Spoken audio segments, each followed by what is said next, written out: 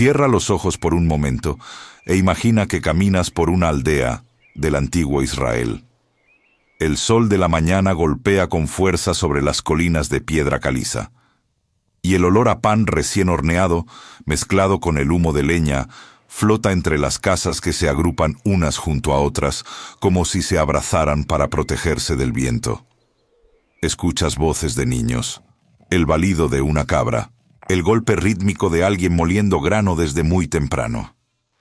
Y entonces te detienes frente a una puerta baja, de madera sencilla, y te preguntas, ¿cómo sería entrar aquí?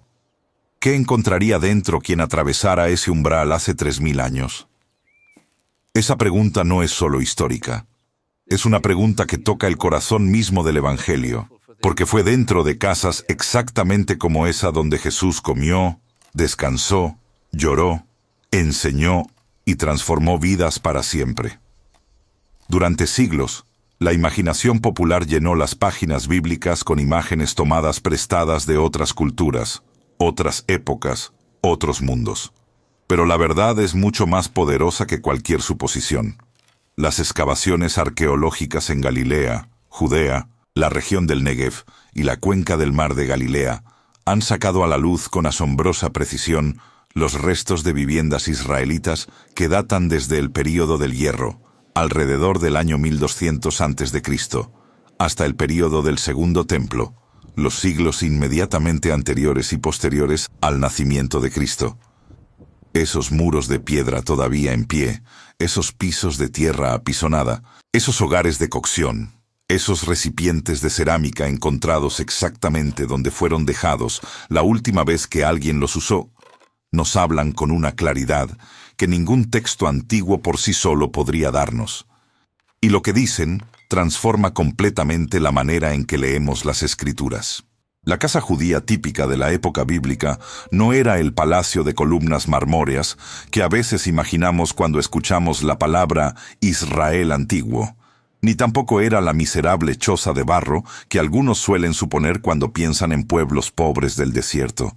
Era algo mucho más específico, mucho más coherente, mucho más cargado de significado teológico y cultural de lo que la mayoría de los creyentes alguna vez ha llegado a comprender.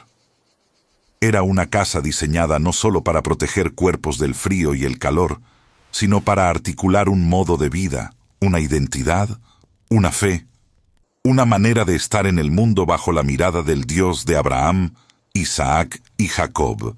Y entender esa casa es entender mejor a las personas que la habitaron.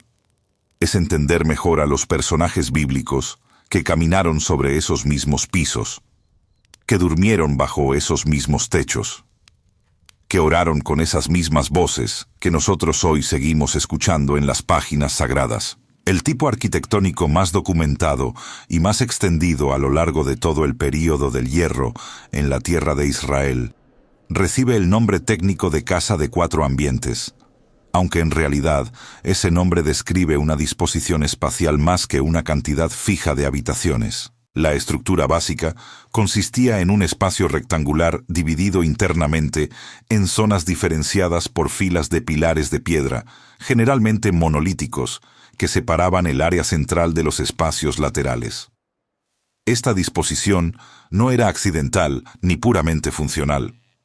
Respondía a una concepción del espacio doméstico que integraba en un mismo techo los animales de trabajo, las actividades de procesamiento de alimentos, los espacios de reunión familiar y los espacios de descanso nocturno, todo dentro de una lógica que reconocemos inmediatamente como propia de una cultura profundamente agraria, profundamente comunitaria, profundamente consciente de la fragilidad de la vida frente a los ciclos de la naturaleza y la providencia divina. Al entrar por la puerta principal, que habitualmente daba hacia el este, para captar la luz de la mañana y el calor del sol naciente, lo primero que encontraba el visitante era el patio de entrada o la zona de acceso. En muchas casas, especialmente en las de aldea, esta zona era semiabierta o directamente al aire libre, funcionando como el espacio de transición entre el mundo exterior y la intimidad del hogar. Aquí era donde se dejaban las sandalias, donde se realizaba la purificación ritual de manos que la ley de Moisés ordenaba en ciertos contextos, donde los animales de la familia, principalmente asnos, cabras y ovejas, pasaban las horas de la noche protegidos del frío y de los depredadores. Esta cohabitación entre seres humanos y animales domésticos no era percibida como una degradación de la dignidad humana, sino como una realidad natural, integrada sin conflicto en la vida cotidiana de un pueblo que entendía profundamente que toda criatura viviente dependía del mismo Creador. Cuando leemos en el relato del nacimiento de Jesús que María lo envolvió en pañales y lo acostó en un pesebre porque no había lugar para ellos en el mesón, muchos lectores modernos imaginan una caballeriza separada del edificio principal, una especie de establo independiente y frío, donde animales y bebé compartían un espacio de miseria. Pero la arqueología y el conocimiento de la arquitectura doméstica judía del período del Segundo Templo sugieren algo muy diferente. La palabra griega utilizada por Lucas, katalima, que se traduce habitualmente como mesón o posada, se refería con más frecuencia al espacio para huéspedes dentro de una casa privada, el cuarto alto o la habitación adicional que las familias reservaban para recibir visitantes. Y el pesebre no estaba necesariamente afuera sino dentro, en la zona baja de la casa donde los animales descansaban junto a la familia. Esto significa que el nacimiento de Jesús no ocurrió en un lugar de abandono y marginación, sino en el corazón mismo de una casa judía, en el espacio más humano, más cálido, más lleno de vida cotidiana que aquel mundo conocía. El Hijo de Dios no vino a los márgenes, vino al centro. Avanzando desde el área de entrada hacia el interior de la casa, los pilares de piedra que flanqueaban el espacio central creaban una especie de nave que recordaba sorprendentemente la estructura de los templos de la región, aunque a escala doméstica y sin ninguna pretensión monumental. Este pasillo central era el corazón funcional del hogar. Aquí se realizaban las actividades de procesamiento de alimentos durante las horas del día. Moler el grano con molinos de mano fabricados de basalto negro volcánico, una roca que abundaba en la región de Galilea y que producía la harina más fina. Prensar las aceitunas recién cosechadas para extraer el aceite que iluminaba las lámparas y condimentaba los alimentos. Fermentar la masa del pan, que luego sería aplanada y cocida sobre piedras calientes o en el horno de arcilla. El sonido constante de la piedra de moler girando sobre el grano era tan familiar en la vida judía antigua que Jesucristo lo utilizó como imagen de normalidad cotidiana cuando habló del día de su venida. 2 mujeres estarán moliendo juntas, la una será tomada y la otra dejada. Lucas 17:35. Esas palabras no eran una imagen poética abstracta, eran la descripción exacta de lo que sucedía cada mañana en miles de casas a lo largo y ancho de la tierra de Israel. Los espacios laterales, a ambos lados del pasillo central y separados por los pilares de piedra, tenían funciones variables que dependían de la temporada del año, el tamaño de la familia y la riqueza relativa del hogar. En las casas más modestas, uno de los lados laterales podía servir como depósito de herramientas agrícolas, tinajas de almacenamiento, cestos de grano y jarras de aceite o vino. Las tinajas de cerámica encontradas en estas zonas revelan una economía doméstica sorprendentemente sofisticada. Vasijas especializadas para agua, para vino, para aceite de oliva, para granos, para frutas secas, cada una con su forma y su función definida, cada una parte de un sistema de provisión que debía asegurar la subsistencia familiar durante los meses de escasez entre una cosecha y la siguiente. El otro lado lateral podía servir como área de trabajo adicional o como espacio de descanso durante el día para los miembros más ancianos o enfermos de la familia. El hogar de cocción era el elemento más central, más querido y más simbólicamente cargado de toda la casa. En la mayoría de las viviendas judías excavadas, El horno doméstico, llamado en hebreo Tannur, era una estructura circular de arcilla, de entre 40 y 70 centímetros de diámetro, ubicada en el espacio interior donde el humo podía escapar por una apertura en el techo o por la puerta principal. El fuego de este horno no se apagaba fácilmente entre usos, ya que mantener las brasas vivas era una forma de economía del calor en las noches frías. Alrededor de este horno se reunía la familia. Allí las madres enseñaban a sus hijas el arte de preparar el pan. Allí los ancianos contaban las historias de los patriarcas a los más jóvenes. Allí se recitaban los salmos en las noches de luna. Allí el calor físico y el calor espiritual de la familia se fundían en una misma experiencia que la palabra hebrea shalom, paz o bienestar integral, intentaba capturar. Cuando el profeta Malaquías escribió: «Para vosotros los que teméis mi nombre, nacerá el sol de justicia, y en sus alas traerá salvación». Malaquías 4:2. Los oyentes que escuchaban esas palabras por primera vez pensaban instintivamente en el calor del amanecer sobre las piedras frías de sus patios, en el fuego que volvía a encenderse cada mañana en el hogar familiar.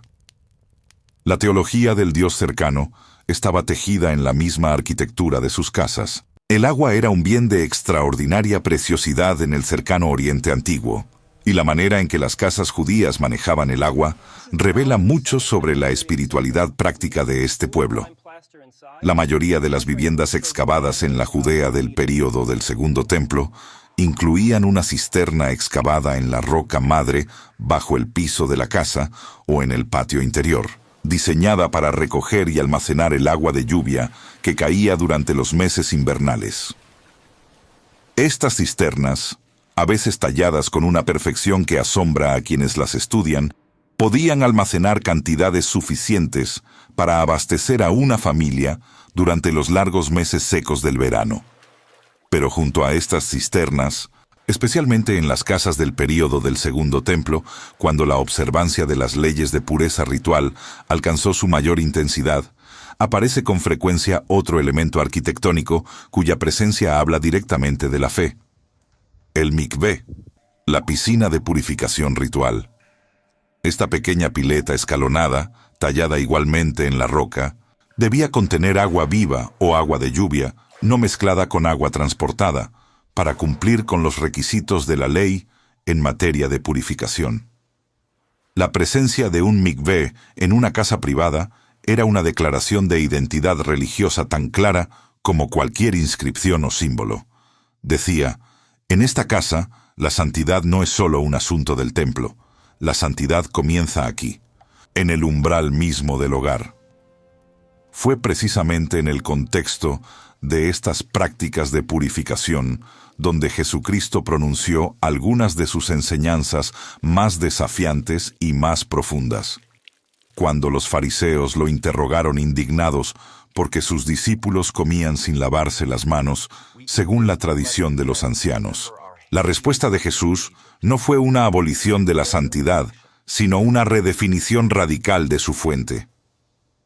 Lo que sale de la boca, esto contamina al hombre.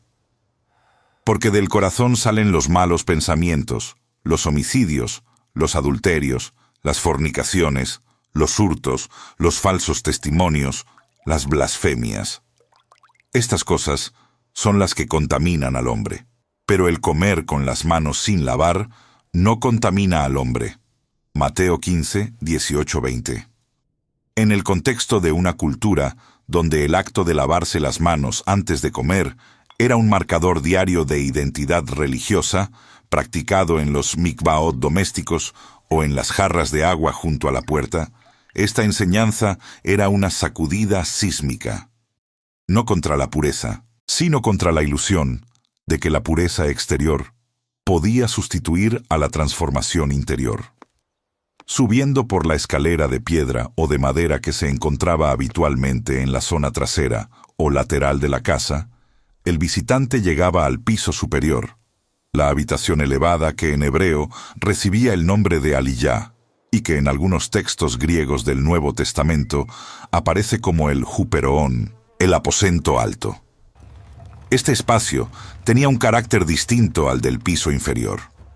Mientras que abajo la vida era ruidosa, funcional, compartida con animales y con el constante movimiento de las tareas domésticas, arriba el espacio era más íntimo, más tranquilo, reservado para los huéspedes importantes, para las reuniones de los ancianos de la familia, para el descanso nocturno de los miembros adultos del hogar y en ocasiones especiales, para las comidas de celebración que requerían privacidad y solemnidad.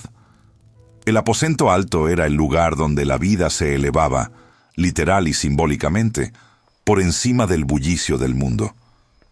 Y no es casualidad que fuera precisamente en un aposento alto donde Jesús instituyó la última cena con sus discípulos, donde estableció el nuevo pacto en su cuerpo y en su sangre, donde les lavó los pies en el acto más radical de inversión de la jerarquía humana que el mundo haya visto jamás.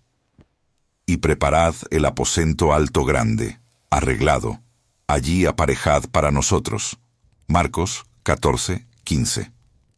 Esas palabras tenían para los discípulos judíos del siglo I un peso específico que nosotros apenas comenzamos a recuperar cuando entendemos qué significaba ese espacio en la vida cotidiana de una familia israelita. Las paredes interiores de una casa judía típica eran de piedra local, trabada con argamasa de arcilla y cubiertas en muchos casos con una capa de enlucido blanquecino fabricado a base de cal, lo que le daba a los interiores una luminosidad sorprendente para espacios que recibían poca luz directa. Esta técnica del enlucido de cal tenía también implicaciones rituales. Las tumbas y osarios eran encalados precisamente para hacerlos visibles y advertir a los transeúntes que no los tocaran inadvertidamente, ya que el contacto con la muerte transmitía impureza ritual. Cuando Jesús dijo a los escribas y fariseos: «¡Ay de vosotros, escribas y fariseos, hipócritas! Porque sois semejantes a sepulcros blanqueados, que por fuera, a la verdad, se muestran hermosos, mas por dentro están llenos de huesos de muertos y de toda inmundicia». Mateo 23:27. Cada persona que escuchó esas palabras en el atrio del templo de Jerusalén visualizó de inmediato la imagen perfectamente. Paredes blancas y limpias que esconden dentro lo que no debe tocarse. La metáfora era tan perfecta porque la realidad material que la sustentaba era absolutamente cotidiana. La iluminación de la casa judía dependía casi exclusivamente de las lámparas de aceite, pequeñas vasijas de cerámica de forma característica, con un extremo cerrado donde se depositaba el aceite de oliva y una pequeña abertura con pico donde se colocaba la mecha de lino o de otra fibra vegetal. Estas lámparas han sido encontradas literalmente por millones en los sitios arqueológicos de Israel y sus territorios vecinos, y su abundancia atestigua cuán central era la luz artificial en la vida de un hogar que se oscurecía completamente después del ocaso. Una sola lámpara encendida en el lugar correcto podía iluminar toda la habitación principal, y su cuidado era responsabilidad directa de la mujer de la casa. Apagar accidentalmente la lámpara del hogar, perder la llama que guiaba los pasos nocturnos, no poder encontrar un objeto perdido en la oscuridad, estas eran experiencias reales y frecuentes que explicaban por qué las palabras de Jesucristo sobre la luz resonaban con tanta inmediatez en sus oyentes. Nadie pone en oculto la luz encendida, ni debajo del almud, sino en el candelero, para que los que entran vean la luz. Lucas 11:33. No era una imagen abstracta. Era la descripción literal de lo que hacías cada noche antes de acostarte. Asegurabas que la lámpara estuviera en el lugar donde su luz llegara a todos dentro de la casa. Y hay una parábola de Jesús que solo cobra su plena dimensión cuando comprendemos la arquitectura exacta de la casa judía. En Lucas 15:8-9, Jesús dice: «¿O qué mujer que tiene 10 dracmas, si pierde una dracma, no enciende la lámpara, y barre la casa, y busca con diligencia hasta encontrarla? Y cuando la encuentra, reúne a sus amigas y vecinas diciendo: Gozaos conmigo, porque han encontrado la dracma que había perdido. Una moneda de plata de pequeño tamaño, perdida en el piso de tierra de una casa de aldea, en la oscuridad de una habitación interior donde la luz natural apenas penetraba. Era extraordinariamente difícil de encontrar sin una lámpara y sin barrer meticulosamente cada centímetro de la superficie. El esfuerzo descrito no era exageración retórica, era la realidad exacta de lo que implicaba perder algo en aquel espacio doméstico. Y detrás de esa realidad concreta, Jesús estaba describiendo la naturaleza del amor de Dios por cada alma perdida. Un amor que enciende la luz, que barre, que busca sin descanso, que no se detiene hasta encontrar lo que le pertenece. Los techos de las casas judías de este período eran planos en la gran mayoría de los casos. Y esta característica arquitectónica no era solo una respuesta al clima seco de la región, que hacía innecesarias las pendientes para evacuar el agua, sino también una decisión que multiplicaba el espacio habitable.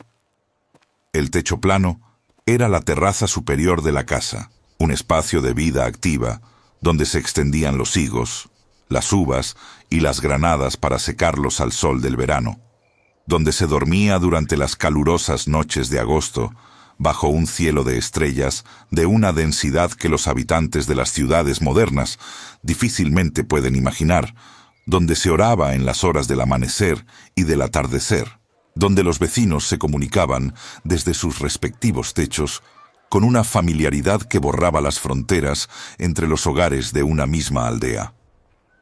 La ley mosaica era tan consciente de la importancia y el peligro del techo plano que incluía un mandamiento explícito al respecto.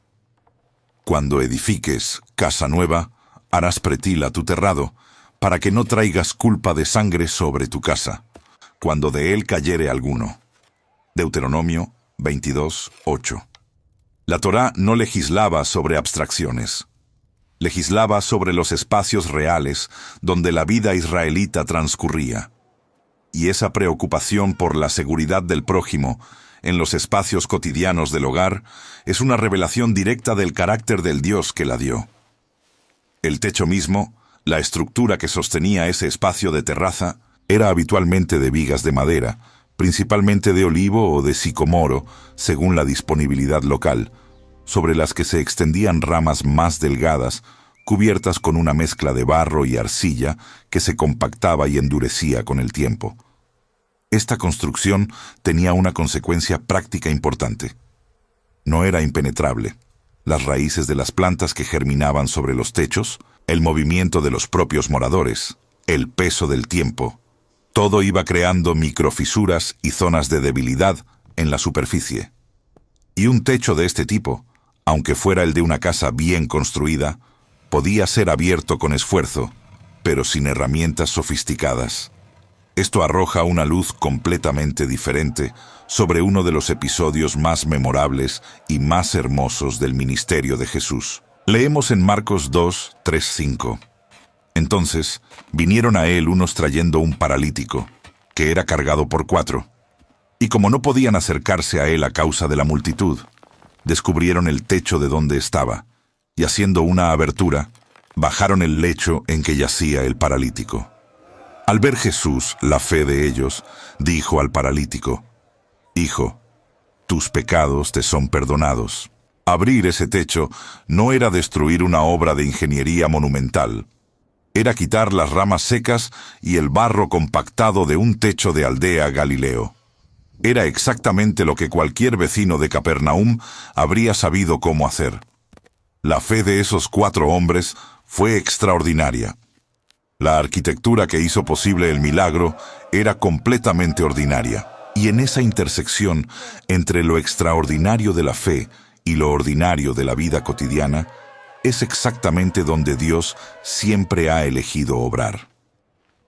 La casa judía antigua no era solo un refugio físico, era un universo teológico completo. Era el espacio donde la Shema, la declaración central de la fe israelita, se pronunciaba cada mañana y cada noche. Escucha, Israel, Jehová nuestro Dios, Jehová uno es. Deuteronomio 6:4.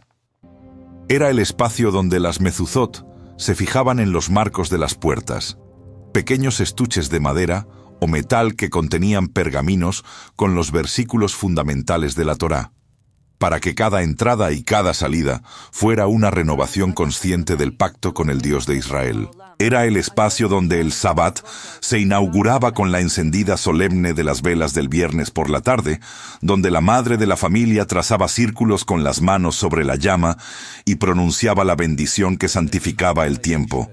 Baruch atah Adonai, Eloheinu melech haolam, asher kidshanu bemitzvotav vetzibanu lehadlik ner shel Shabbat.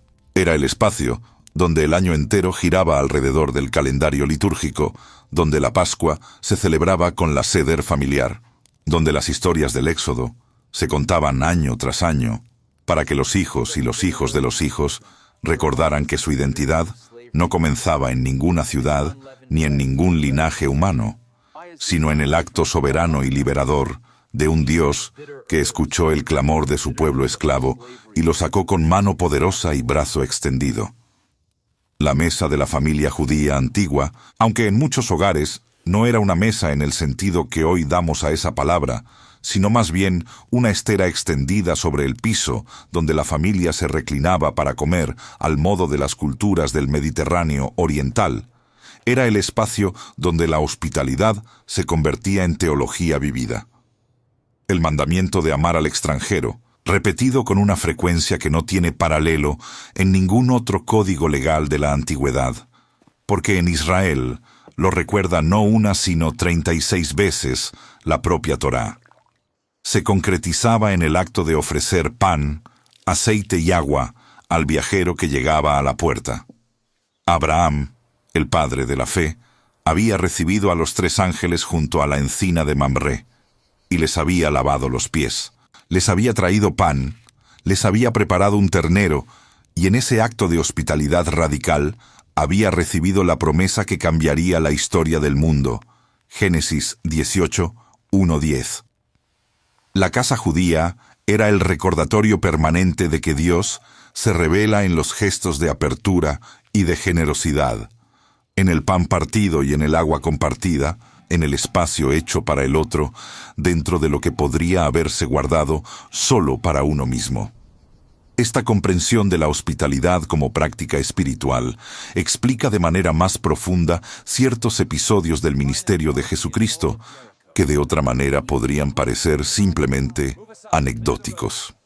Cuando Jesús entra en la casa de Zaqueo en Jericó, el publicano rico que había subido a un árbol para verle pasar, la declaración de Jesús no es solo una invitación personal, sino una restitución del significado sagrado del hogar. Zaqueo, date prisa, desciende, porque hoy es necesario que pose yo en tu casa. Lucas 19, 5.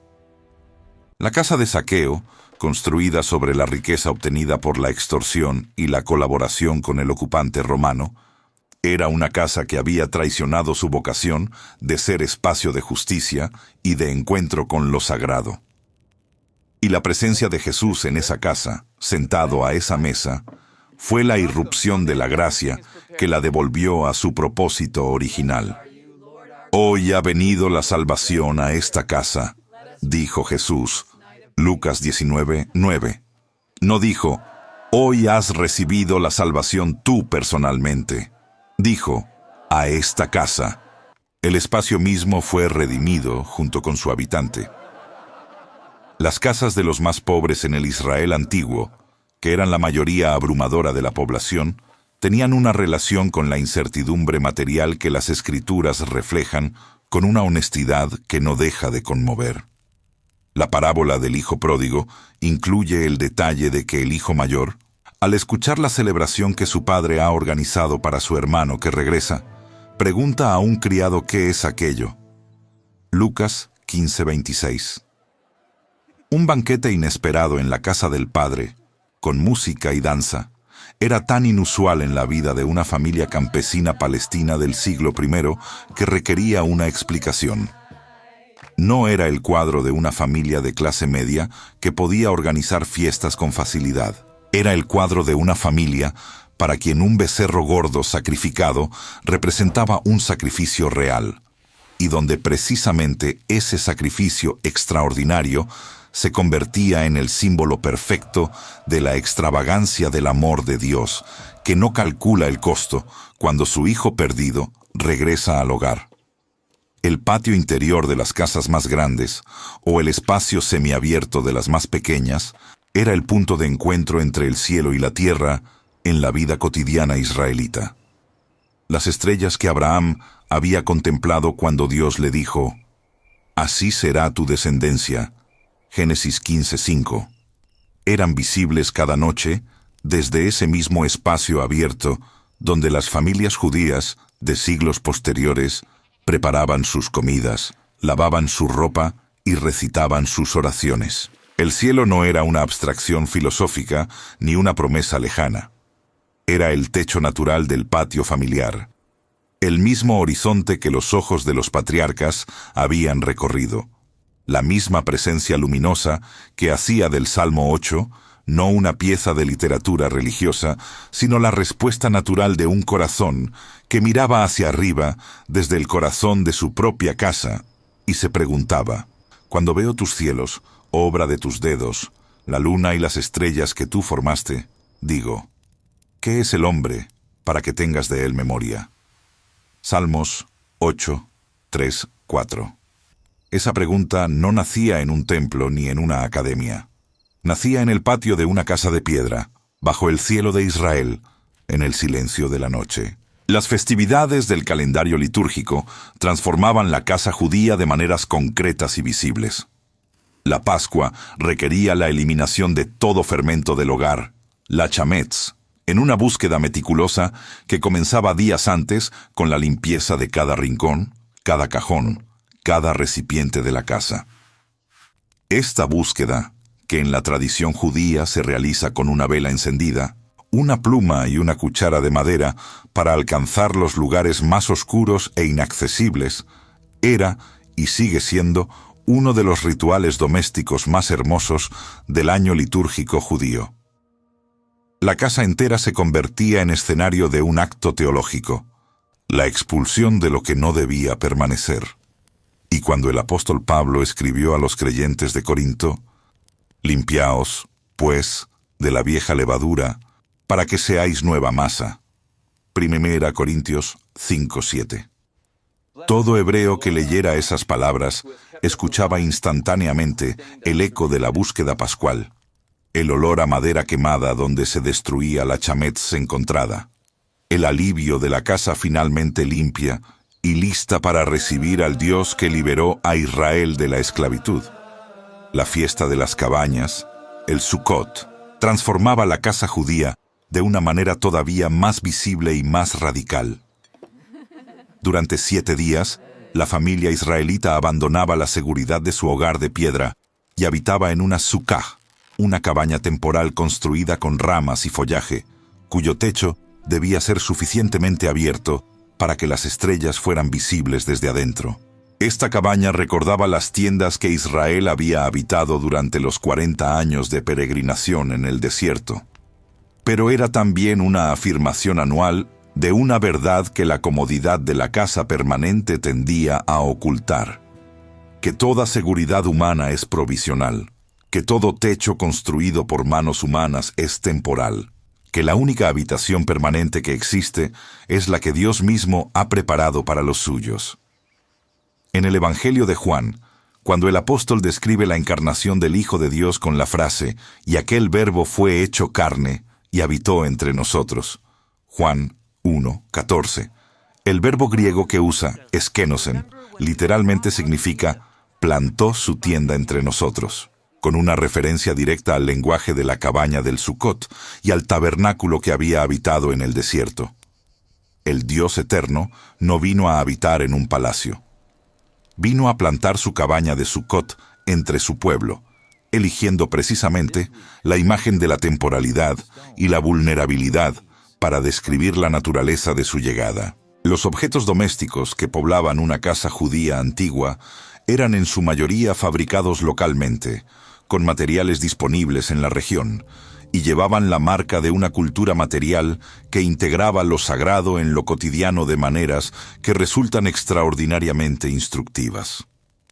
Las tinajas de cerámica que almacenaban el vino, el agua, el aceite, el grano, eran fabricadas por alfareros locales, siguiendo formas que en algunos casos llevaban siglos de refinamiento y que respondían con elegancia funcional a las necesidades exactas de su uso. El alfarero y su obra son una de las imágenes más poderosas y más recurrentes de la relación entre Dios y la humanidad en toda la Escritura. Pero ahora, Jehová, tú eres nuestro Padre, nosotros barro, y tú el que nos formaste. Así que obra de tus manos somos todos nosotros. Isaías 64, 8. Esta imagen no era una metáfora elegida al azar por un poeta. Era la imagen que surgía naturalmente de una cultura donde el trabajo del alfarero era visible en cada rincón del hogar, donde cada tinaja de agua y cada lámpara de aceite era la obra de unas manos que habían tomado barro informe y lo habían transformado en algo útil, bello y necesario para la vida. La teología no llegaba desde afuera de la vida cotidiana, brotaba desde adentro de ella. Las casas de los más ricos en el período del Segundo Templo, especialmente en el barrio alto de Jerusalén, donde excavaciones realizadas en el siglo XX han sacado a la luz residencias de una opulencia que contrasta dramáticamente con las casas de aldea galilea, incorporaban elementos arquitectónicos de influencia helenística romana que reflejaban la tensión profunda que atravesaba la sociedad judía de la época, la atracción y la amenaza de la cultura dominante. Pisos decorados con mosaicos de piedra en patrones geométricos, paredes con frescos pintados, vajilla de vidrio soplado importado, vajillas de piedra caliza torneada, fabricadas específicamente para los contextos de pureza ritual, porque la piedra, a diferencia de la cerámica, no podía contraer impureza ritual según la interpretación farisea de la ley.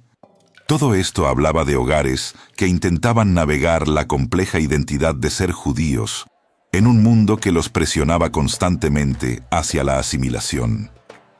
Fue precisamente en Caná de Galilea, en el contexto de una boda familiar, donde Jesús ordenó llenar 6 tinajas de piedra para agua, conforme al rito de la purificación de los judíos, en cada una de las cuales cabían 2 o 3 cántaros. Juan 2:6, y las transformó en el mejor vino que los comensales habían probado. Esas tinajas de piedra, símbolo de la pureza ritual y de la identidad judía más estricta, se convirtieron en el recipiente del primer signo del ministerio público de Jesús. La gracia no destruyó la tradición, la llenó hasta el borde y la desbordó. La vida familiar dentro de la casa judía antigua estaba estructurada por roles que las Escrituras describen con una complementariedad que la modernidad a veces malinterpreta cuando no considera el contexto. El hombre de la casa era el responsable del trabajo agrícola o artesanal que sostenía la economía familiar, de la representación de la familia en los espacios públicos del mercado, la puerta de la ciudad y la sinagoga, y de la enseñanza religiosa de los hijos varones. La mujer era la administradora del espacio interior del hogar, no en un sentido de relegación, sino en un sentido de gobierno genuino. Ella controlaba los recursos alimentarios, supervisaba el trabajo doméstico, gestionaba las relaciones con las vecinas que formaban la red de apoyo social de la aldea, y era la primera maestra de los hijos, tanto varones como hembras, en los años de la primera infancia. El Proverbio 31, el texto que describe a la mujer virtuosa que busca lana y lino y con voluntad trabaja con sus manos. Proverbios 31:13, no es el retrato de una mujer sometida y pasiva, es el retrato de una mujer cuya capacidad de gestión, cuya actividad económica, cuya sabiduría social y cuyo temor de Dios la hacen el pilar sobre el que descansa la vida de la casa entera. Los niños de la casa judía antigua crecían en un entorno que los integraba desde muy temprano en las actividades de la comunidad adulta. No existía un concepto de infancia como período de separación y protección del mundo real. Los niños aprendían viendo, imitando, participando. Los niños varones comenzaban a aprender los textos de la Torá desde los 5 o 6 años, memorizando pasajes completos con métodos que hoy nos parecen extraordinariamente exigentes, pero que daban como resultado una generación que llevaba la palabra de Dios grabada literalmente en la memoria. Y estas palabras que yo te mando hoy estarán sobre tu corazón, y las repetirás a tus hijos, y hablarás de ellas estando en tu casa, y andando por el camino, y al acostarte, y cuando te levantes. Deuteronomio 6, 6, 7. La casa era el primer aula de teología. El hogar era la primera sinagoga. La familia era la primera congregación. Todo lo que la institucionalidad religiosa posterior construiría en términos de templo, de sacerdocio y de sinagoga tenía su raíz y su modelo en las paredes de una casa familiar, donde un padre y una madre enseñaban a sus hijos que el Señor es uno, y que debe ser amado con todo el corazón, toda el alma y todas las fuerzas. La muerte era también un asunto doméstico en el Israel antiguo, integrado en la vida del hogar, con una naturalidad que las culturas modernas que segregan la muerte en instituciones especializadas difícilmente pueden comprender. Los cuerpos de los difuntos eran preparados para la sepultura por los miembros de la familia inmediata, lavados, ungidos con especias aromáticas y envueltos en lienzos de lino dentro del propio hogar, antes de ser llevados a la tumba familiar. Las tumbas de muchas familias israelitas estaban excavadas en la roca en las proximidades del hogar. Y en el período del Segundo Templo, el ritual del osario, la recolección de los huesos del difunto un año después de su entierro inicial, para depositarlos en una pequeña caja de piedra caliza que se guardaba en un nicho de la tumba familiar, creaba un vínculo permanente y tangible entre los vivos y sus muertos. Este vínculo se refleja en la expresión bíblica «fue reunido a su pueblo», que aparece constantemente en los relatos de la muerte de los patriarcas. Abraham, Isaac, Jacob, Moisés, todos ellos reunidos a su pueblo al morir. No era solo una metáfora de la resurrección, aunque lo era también. Era la descripción de una realidad social y física. La tumba familiar, donde los huesos de generaciones se acumulaban uno sobre otro, donde los vivos llevaban a sus muertos a descansar con los que habían amado en vida. Jesús mismo fue sepultado en una tumba excavada en la roca, ungido con especias, envuelto en lienzos, exactamente como cualquier habitante judío del Jerusalén del siglo I habría esperado. La resurrección no fue la negación de la muerte judía, fue su transformación radical desde adentro. Y quizás sea en este punto, precisamente en la intersección entre la muerte y la vida dentro del espacio doméstico israelita, donde la historia más conocida de la amistad humana de Jesús, en los Evangelios, alcanza su profundidad más completa. Cuando Jesús llega a Betania 4 días después de la muerte de Lázaro, cuando se encuentra con Marta que sale a su encuentro en el camino, y con María que cae a sus pies llorando, cuando Jesús mismo llora ante la tumba de su amigo, no está simplemente en un escenario neutral. Está en la casa de una familia que lo había acogido, cuyo hogar había sido para él un lugar de descanso y de amistad genuina en medio de los peligros de su ministerio. Jesús amaba a Marta, a su hermana y a Lázaro. Juan 11:5. Esa frase es una de las más simples y de las más poderosas del Evangelio. El Hijo de Dios tenía un hogar humano favorito. Tenía personas específicas cuya casa era para él un lugar de refugio y de amor.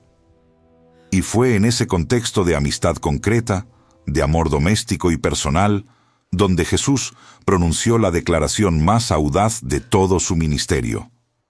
Yo soy la resurrección y la vida. El que cree en mí, aunque esté muerto, vivirá. Y todo aquel que vive y cree en mí, no morirá eternamente. ¿Crees esto? Juan 11, 25-26. Esta pregunta final de Jesús a Marta no fue hecha en el templo, no fue hecha en la sinagoga, no fue hecha en ningún espacio religioso formal. Fue hecha en el camino que llegaba a una casa de aldea en Betania, en el contexto de una familia destrozada por la pérdida, en medio del llanto de vecinas y amigas que habían venido a consolar, como era la costumbre de Israel. La teología más alta que el mundo haya escuchado fue pronunciada en el contexto más doméstico y más humano posible. Y esa conjunción no es accidental. Es la firma de Dios sobre toda la revelación bíblica. Que lo eterno se revela en lo cotidiano, que lo infinito se manifiesta en lo íntimo, que la verdad más grande del universo, la victoria sobre la muerte, fue anunciada a una mujer de rodillas en el polvo de un camino de aldea que llevaba a su casa. Antes de cerrar este viaje por las casas del Israel antiguo, me gustaría hacerte una pregunta genuina. ¿Hay algún pasaje bíblico que hayas leído muchas veces y que crees que podría tener un significado completamente nuevo para ti, ahora que entiendes mejor cómo era la vida cotidiana en aquellos hogares? Te invito a responder en los comentarios, porque esas conversaciones entre hermanos que comparten el asombro de descubrir la palabra son uno de los regalos más preciosos de esta comunidad. Porque eso es exactamente lo que queremos que ocurra en cada video de este canal. Que la Biblia deje de ser un texto lejano y se convierta en lo que siempre fue. La historia de Dios caminando entre su pueblo, comiendo en sus mesas, durmiendo bajo sus techos, llorando en sus patios, resucitando en sus tumbas. Cada detalle que hemos explorado hoy, cada piedra de molino, cada lámpara de aceite, cada tinaja de piedra, cada techo de barro abierto por la fe de 4 amigos, es una ventana hacia el corazón de un Dios que no eligió revelarse en la distancia, sino en la cercanía, no en la abstracción, sino en la carne, no en el silencio, sino en la vida ruidosa, calurosa, fragante, doliente y gloriosa de una familia judía en la tierra que Él mismo eligió para nacer. Si este video te ha acercado a la palabra de Dios y has aprendido algo que transforma tu lectura de los evangelios, compártelo con alguien que ama la Biblia tanto como tú. Suscríbete al canal si todavía no lo has hecho, porque hay mucho más por descubrir juntos en este camino de conocer a Dios a través de su palabra y de su historia. Que el Señor bendiga tu casa hoy, que su presencia llene cada rincón de tu hogar, como llenó de gloria el tabernáculo en el desierto, que su paz guarde tu corazón y tu mente en Cristo Jesús, y que cada vez que enciendas una luz en tu hogar esta noche, recuerdes que el mismo Jesús, que caminó por las casas de Galilea y Judea, sigue siendo hoy la luz del mundo, y que esa luz nunca se apaga. Amén.